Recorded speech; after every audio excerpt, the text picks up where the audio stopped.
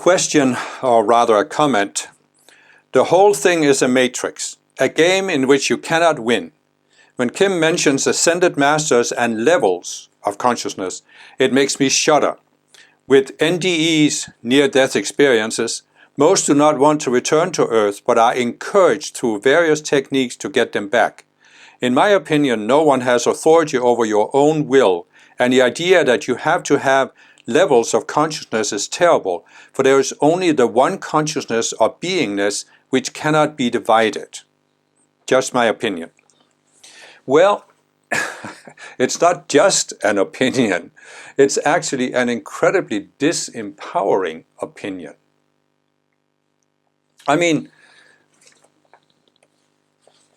let's look at it.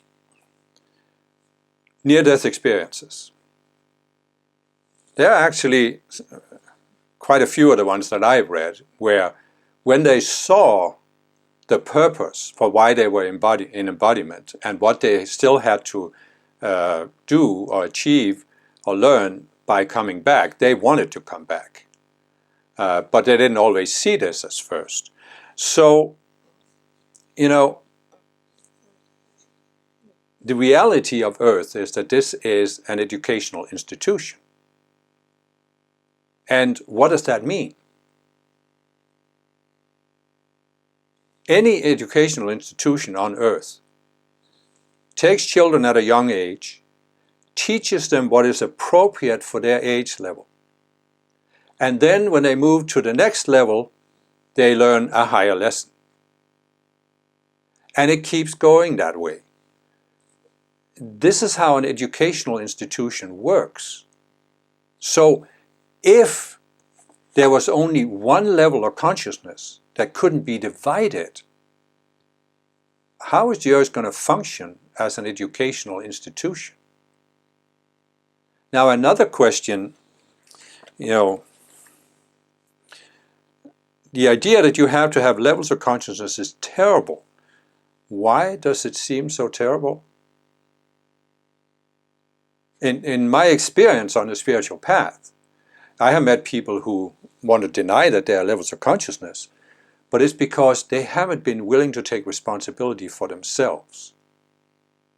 They don't want to look at who am I right now? Where am I at in consciousness? What is my psychology? How do I look at life?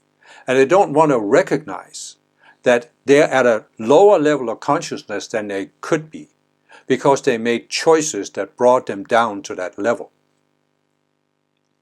And, you know, if you are denying that there are levels of consciousness, you are essentially denying the entire idea of a spiritual path that has been around for a while. Because the whole idea of a spiritual path is that there are levels of consciousness. And when you look at Earth, how do you explain Hitler and Stalin and Mao, who were willing to kill millions of their own people, if you don't say, oh, they were in a lower state of consciousness? They were in a more selfish, self-centered state of consciousness. How do you explain this? I mean, how do you explain that you are unhappy and you are suffering right now, unless you say, oh, maybe I'm at a certain level of consciousness where life is suffering. And maybe the whole idea of a spiritual path that people have taught for thousands of years is that we can overcome suffering, as the Buddha said 2,500 years ago, by following a gradual path that leads us to what? A higher level of consciousness where we are not suffering.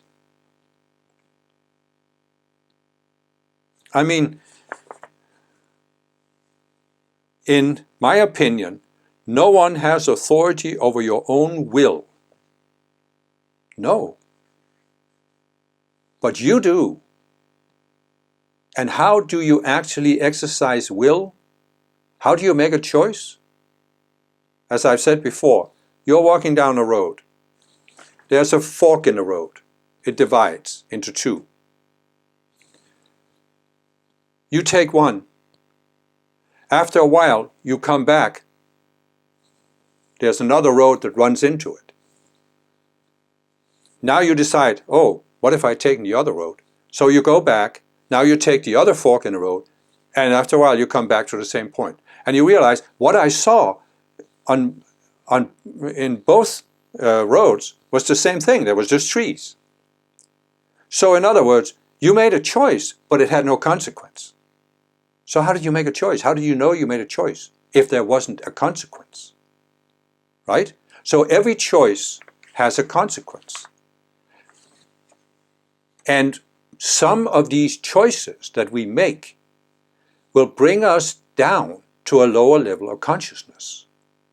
And that's what limits us more and more and more. So in other words, no one hath authority over your own will. No, but you do, and you can make choices that limit your ability to make more free choices.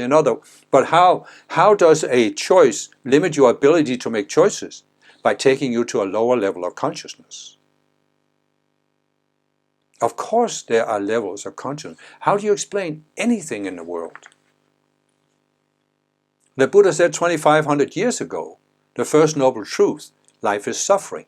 Yes, at a certain level of consciousness where we are trapped in what I call the duality consciousness. Life can only be suffering. But we weren't created at that level.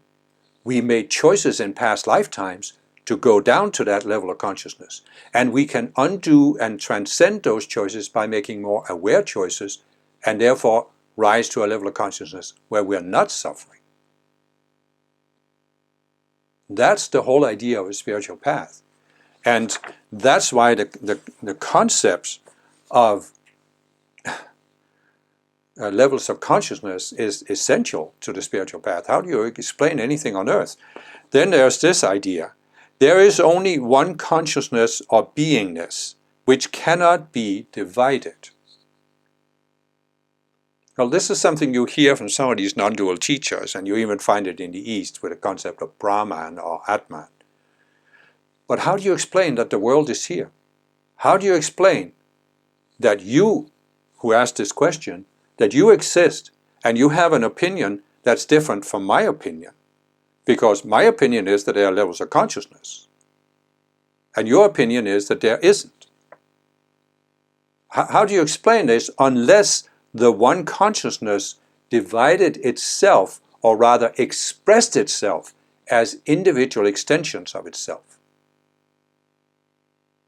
I am fully in agreement that ultimately there's only one consciousness, namely what I call the Creator. I have a video where I talk about how the world was created. I explain that ultimately there's only one being, the Creator, who created our world of form. And everything in this world of form is an expression of the Creator.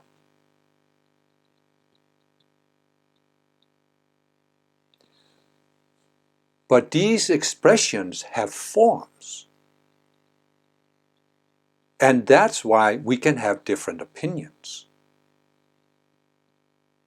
We can also have different opinions because as individual beings with free will, we start out at a certain level of consciousness and we make choices that either raise our level of awareness or lower it. And I've explained that we start on Earth, we start at a certain level of consciousness where we have an intuitive sense we are connected to something outside our own minds. And then we have two options. We can expand that sense of connection to become more and more aware of what we're connected to, or we can go into what I call the illusion of separation, that we are separate beings. And then we lose that sense of connection. And now in that state of separation, we see ourselves in opposition to other people. But this possibility is a result of the fact that we have free will and, as the question says, no one has authority over your own will. So you have the option to go into seeing yourself as a separate being, where your opinions are now opposite other people, and you might have to manipulate or force or destroy other people who don't share your opinion. But the way out of this is to realize that it's possible to rise above that level of consciousness that makes you see yourself as a separate being. And you do this by walking the spiritual path that has been taught for thousands of years. And walking that path is not a matter of this sudden awakening that some people talk about. It's a matter of going systematically towards what? Higher and higher levels of consciousness. And when you reach the ultimate level of consciousness that's possible on Earth, you can exit planet Earth, you can ascend from planet Earth, you can graduate from the educational institution called Earth, and you become an ascended master. And there are many ascended beings who have ascended from Earth. There are also many ascended beings who didn't ascend from Earth, not from other planets or even previous spheres, as I explained in my video about how the world was created. And